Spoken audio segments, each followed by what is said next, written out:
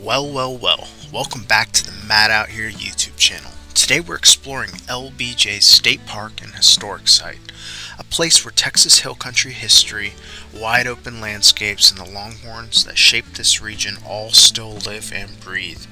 I'm walking through the old pioneer homestead, checking out the working farm, learning a little about LBJ's roots, and taking you through some of the most peaceful trails on this side of the Pedernales River. If you love Texas history, wildlife, and quiet hill country scenery, you're in the right place. What's up, YouTube? It's Matt with the Matt Out Here YouTube channel.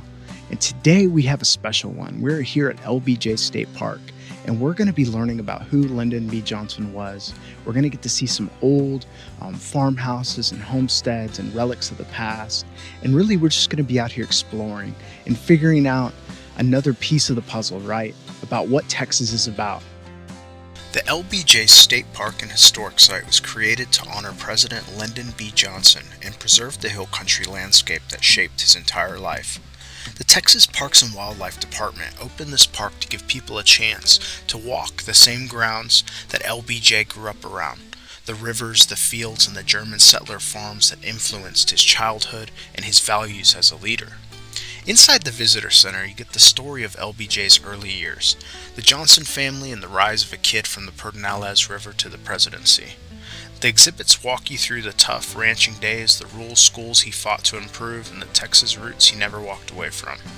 Today, the park protects that history while giving visitors a look at life in the early 1900s, from the pioneer farm to the longhorn pastures just down the road. It's part museum, part heritage site, and part classic hill country escape. When we finished high school in May 1924, there was no work in Johnson City, so 6 of us acquired a T-model Ford. We went west to seek our fortune. Most of my work was in cafe and washing cars, and I was an elevator boy and pack building in San Bernardino. And then I spent some time in the lawyer's office in San Bernardino. I came back here in 1926 after almost 2 years in California and worked on this road across the river there for more than a year, driving a truck and running a bulldozer. And there were long days. We'd start at daylight and we'd finish at dark. The pay was $1 a day, and the work was very rough and difficult. So Mother kept urging me to go to school, and finally one Sunday I started in college. I started out working on the campus digging rocks. Then I was a janitor. I did some painting, old buildings, garages, where I slept in the attic. I sold real silk socks whenever I could spare an extra hour. It was my junior year and senior year. I edited the newspaper, college newspaper, for 2 years, and received $30 a month doing that. And I was available for employment those days. One thing I didn't expect in the visitor center was how much artwork is on display there. As I walked through, I learned that the art isn't just decoration. It's part of the story of the Johnson family in this region. A lot of the paintings and sculptures highlight the hill country landscapes, the ranching life, the longhorns, and the rivers that shaped LBJ's childhood. But Lady Bird Johnson played a huge role too. She had a deep love for nature, conservation, and beauty, and she believed art was one of the best ways to preserve the spirit of a place. Some of these pieces were inspired by her efforts to protect Texas wildflowers and natural scenery. Others celebrate the people and the culture that surrounded LBJ growing up. So the artwork here isn't random. It's a way of showing what the hill country looked and felt like through their eyes, and learning that while walking through the center really added another layer to the whole visit.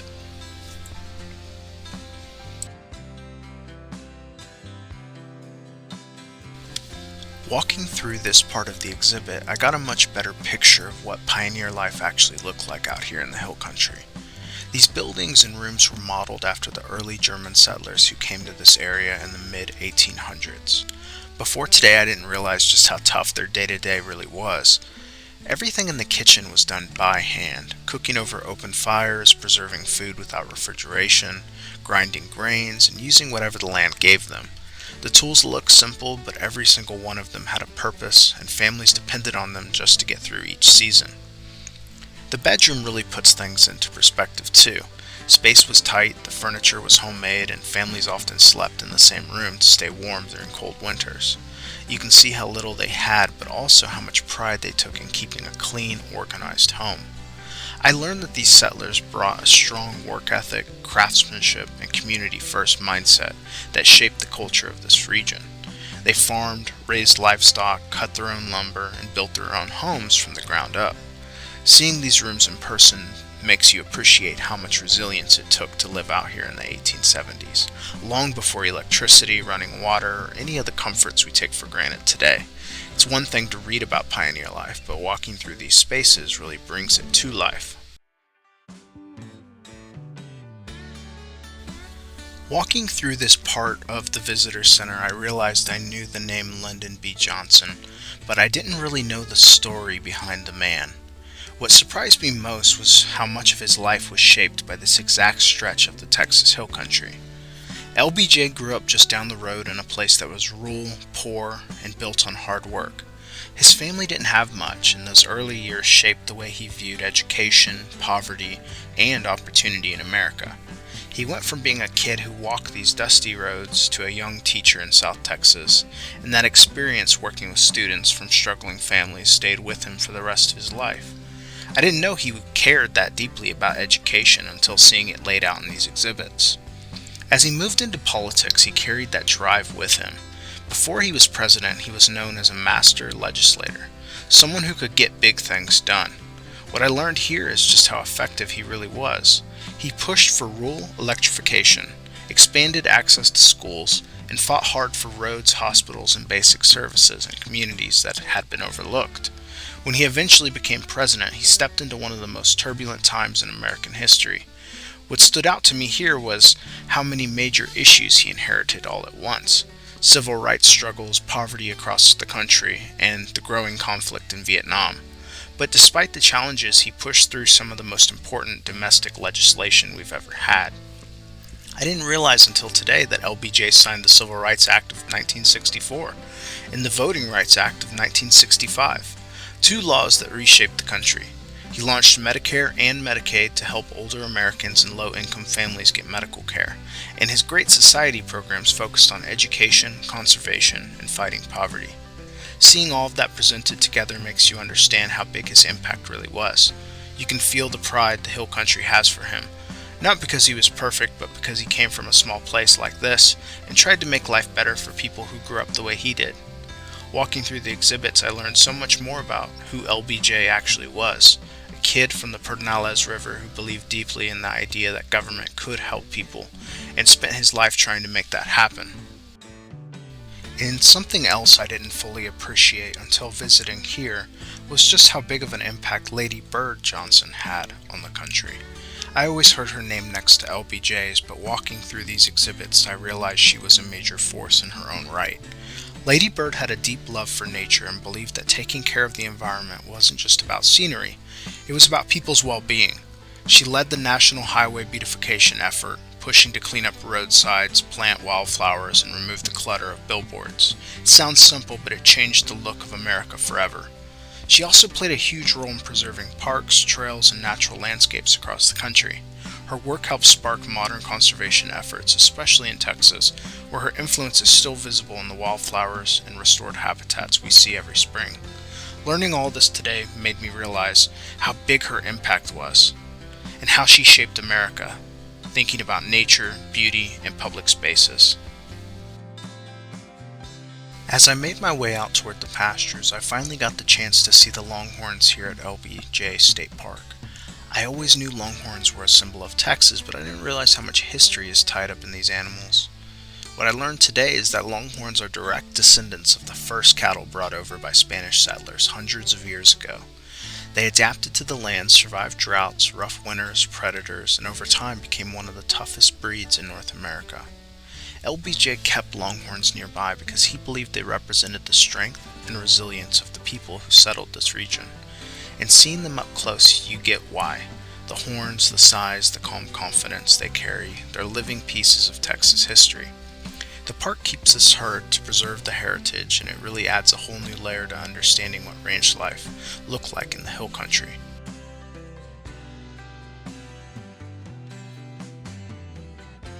So this park has tons of fields in it, just open space. And I would imagine that in the springtime, all these fields just glow with wildflowers. Colors of red, yellow, orange, blue, purple, and it would be a sight to see. So if you're thinking of coming out here, I think the spring could be a really good time to visit.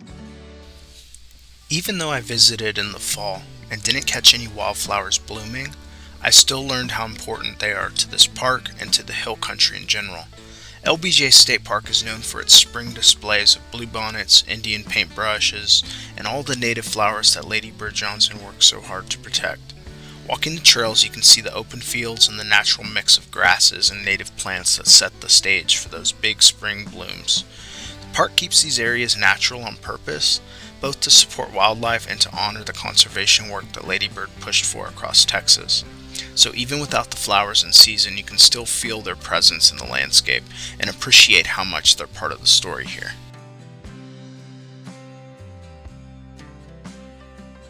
Heading into the Sauer-Beckmann Living History Farm, you immediately feel like you've stepped straight into the early 1900s. This whole area is a working farm, kept exactly the way it would have been kept when German settlers lived and worked this land. Everything you see here, from the barns to the gardens to the livestock, all functions the same way it would have over a century ago, and getting to walk through it at my own pace really brought the whole experience to life. The first thing you notice is the layout of the grounds, the farmhouse, the barns, the sheds, the smokehouse. The garden and the pens are all built close together. German families designed their farms this way because every step counted. Chores started before sunrise, and families had to move efficiently from one task to another. The structures are simple but sturdy: limestone walls, wooden beams, tin roofs, built with whatever could be quarried or cut from the land around them. Out toward the front of the farm, you can see the old wagons that would have been used for hauling everything from harvest to firewood. These weren't decorative pieces. Back then, the wagon was the backbone of farm life. Everything that needed to move, tools, crops, livestock, even water, was moved with a wagon. And standing in front of it, you can picture how difficult everyday tasks would have been without the convenience we have today. I also got a look at the livestock area, where the cows, sheep, and chickens were moving freely around the pens. German farm families often kept a mix of animals because everything had to have had a purpose. Cows weren't just for milk, they provided butter, cheese, and eventually meat. Sheep gave wool, which would be spun and woven at home, and their manure helped fertilize the garden. Even the chickens and turkeys played a vital role: eggs, meat, pest control, and feathers for pillows and bedding. Watching them roam around, you get a sense of how alive and self-sustaining these farms really were. Inside the barns, I got a glimpse of the tools and spaces used for everyday work. These barns weren't just for storage. They were workshops, dairies, and sometimes even makeshift kitchens, depending on the season. Tools were handmade or bought sparingly, and families used them for decades, repairing them over and over again. Being inside the barn gives you a real appreciation for how much life revolved around craftsmanship and resourcefulness. One of the highlights for me was stepping inside the old kitchen. Everything in that room tells a story. The stove is wood-fired, the counters are covered with jars, pots, pans, and handmade utensils, and the shelves are lined with canned vegetables grown right on the property: carrots, beans, onions, pickles, and whatever else they could preserve to survive the colder months. This wasn't just cooking, it was planning for survival. A good harvest meant security, a bad one meant hunger. And looking at all the canned goods, you get a real sense of how important the farm's garden was to everyday life. The living area gives a similar perspective. Rooms are small, furniture is handmade, and everything has a purpose. Beds are narrow, blankets are thick, and storage is built right into the walls. Families often shared rooms, not just for warmth, but for safety and practicality. And even though the space is simple, it feels incredibly organized. German settlers took pride in keeping their homes orderly and efficient. Another thing that stood out to me was the smoker. When I visited, they were hanging dried sausage from a hog they butchered in the earlier fall. This is exactly how families preserved meat before refrigeration. Smoking and curing weren't just flavor choices, they were survival techniques. A good smokehouse meant you could feed your family through the winter. Watching the process, even just the aftermath of it, gives you a real appreciation of the work that went into food preparation back then. And finally, I had a chance to walk through the garden, which is fully operational and planted seasonally, just like it would have been 120 years ago. German settlers were incredibly skilled gardeners. They grew vegetables, herbs, and medicinal plants, everything from beans and squash to cabbage, potatoes, and peas. The garden was the heart of the farm. It determined what meals looked like, what could be canned, and what had to be traded, and how families planned their year. Seeing a working garden like this makes the whole experience feel real, not just like a museum display. What ties the whole Sauer-Beckmann farm together is that everything here still works. The animals are real, the garden's real, the food is made the old-fashioned way, and the buildings are kept up through hands-on labor. Walking through it all, you get a sense of the discipline, skill, and resilience it took to survive on the frontier. It gives you a deeper appreciation for what daily life looked like long before modern conveniences. And even though it's just a glimpse, it makes you grateful for the chance to experience a piece of Texas history still alive and functioning today.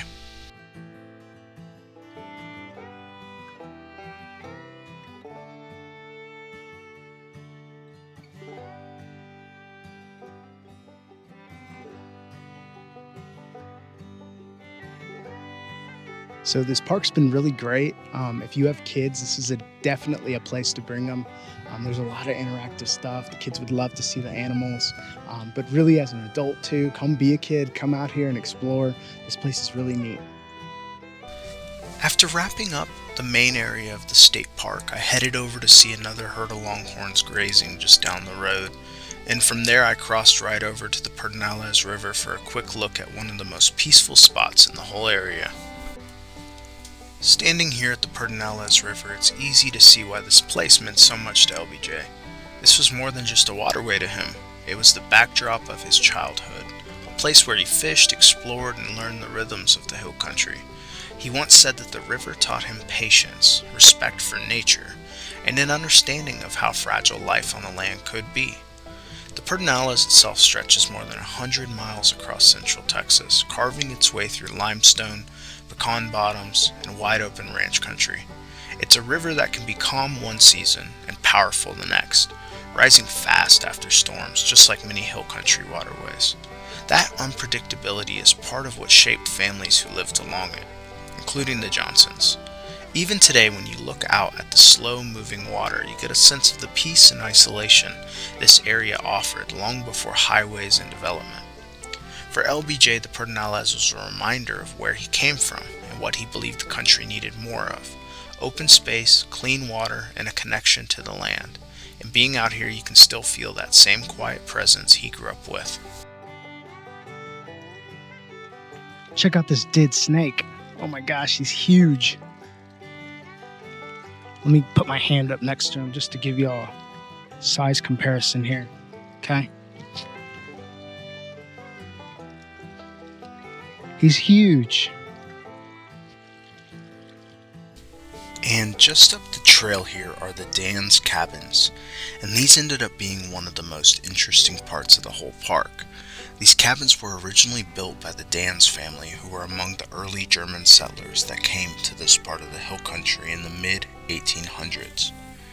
Families like the Danses brought their craftsmanship, their work ethic, and their old-world building techniques with them, and these cabins are some of the best surviving examples of that history. The cabins are made with hand-hewn logs fitted together with wooden pegs and chinking, the same way early settlers built their homes before milled lumber was easy to get. What makes these structures special is that they're authentic, not replicas, and they've been preserved to show exactly how frontier families lived when this region was still rugged and isolated. Inside, the rooms are tight, simple, and incredibly efficient. The Dan's family used every inch of space for sleeping, cooking, storing tools, and staying warm during cold hill country winters. A single fireplace often had to heat the entire cabin, and the family relied on the surrounding land for everything, from firewood to food to water gathered from the nearby creek and river. After finishing up at the state park, I headed over to the LBJ Ranch to check out the national park side of the property. I was only able to look from the entrance this time because the ranch is currently undergoing renovations, and the timing of my visit lined up with the beginning of the government shutdown, so the federal portion of the site was closed to the public. Even though I couldn't explore it fully on this trip, it still felt worth mentioning because the ranch is such a major part of LBJ's story. I'll talk a little more about that later in the video, but for now this quick stop gives some context on why I didn't cover that section in more detail today. Before leaving the area, I made a stop at the Junction School, which was just down the road from the ranch and right outside of the National Historic Site. I wasn't able to go inside since the National Historic Site was closed, but even from the outside and looking through the windows, you can still get a strong sense of what this place meant. This was a one-room schoolhouse built back in 1910, and it's where a young Lyndon B. Johnson first attended school at just 4 years old. A single teacher taught every subject, every grade level, and sometimes as many as 30 students all at once. Kids of different ages sat together, worked together, and learned together. Education out here wasn't guaranteed. It was something families fought to provide for their children, even if it meant long walks or missing farm chores. What makes this school especially important is how much it shaped LBJ's outlook later in life. He never forgot what it felt like to sit in a rural classroom with limited resources. Those early experiences stayed with him when he became a teacher in South Texas, and again when he pushed for major education reforms as president. Programs like Head Start, federal school funding, and expanded access to college all trace back to the values he learned in places like this. Standing outside the Junction School today, you can still picture the desks, the chalkboard, the old stove that used to heat the room in the winter. And it's simple, but it represents the start of LBJ's lifelong mission, to make education more accessible.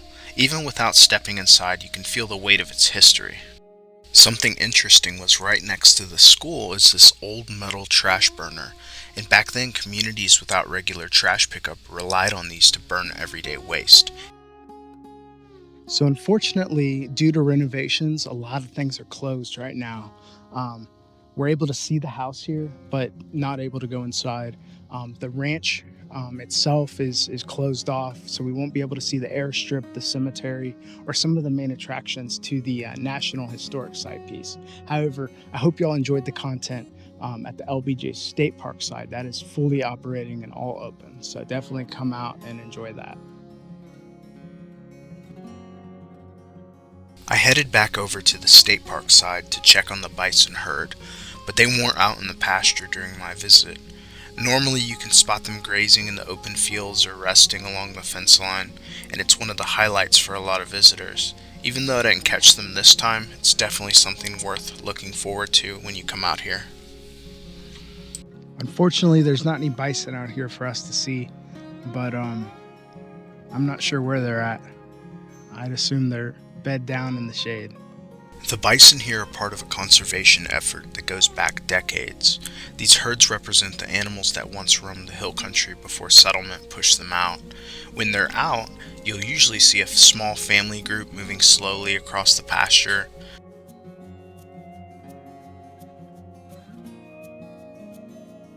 All right, y'all, that's going to be a wrap on this video.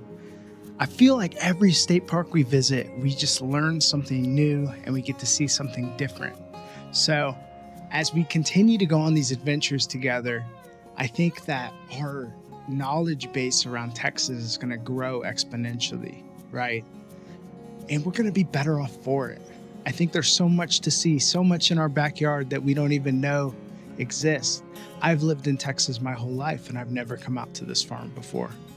Just like in my video with Lost Maples, I never even knew that something like that could exist in Texas. So keep coming along on these adventures with me and let me know if there's a spot that you know of that would be really neat to check out and explore. Until next time, y'all, I hope you have a good week and a good weekend, and I'll catch y'all on the next one. All right, y'all, take care. If you're into adventures like this, make sure to check out the rest of my journeys across Texas and beyond. Hit like, subscribe, and come along for more trails, wildlife, and the places that make this state special. I'll see y'all on the next one.